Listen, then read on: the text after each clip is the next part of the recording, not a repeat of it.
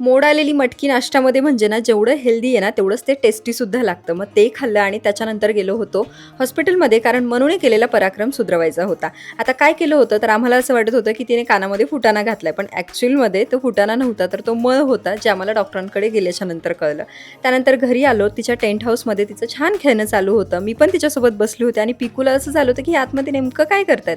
आता कुठलाच गेम आम्ही 5 ते 10 मिनिटाच्या वर जास्त खेळत नाही, त्याच्यामुळे थोडं आम्ही बाकी गेम्स खेळलो आणि त्यानंतर मग आईला खूप जास्त त्रास दिला. त्याच्यामुळे म्हटलं की चल तुला बाहेर घेऊन जाते गार्डनमध्ये, आणि त्यात सायकलवर जायचं म्हटलं की तिला खूपच जास्त आनंद होतो आणि पप्पा आल्याच्या नंतर ना त्याहून दुप्पट आनंद होतो. तिच्यापेक्षा जास्त मीच खुश असते, कारण माझी अर्धी जबाबदारी ना त्यांच्यावरती गेलेली असते. दुसऱ्या दिवशी मात्र मस्त जेवण केलं. आजही हे घरी होते, त्यामुळे मनूची जबाबदारी मात्र त्यांच्याकडेच होती. मला निवांत वेळ होता, मस्त जेवण केलं. त्याच्यानंतर छान चिवडा बनवला. मनूसाठी स्नॅक्ससाठी असं वेगवेगळं काहीतरी बनवून ठेवावंच लागतं, कारण तिला कधी कशाची आठवण येईल ना काहीच सांगता येत नाही.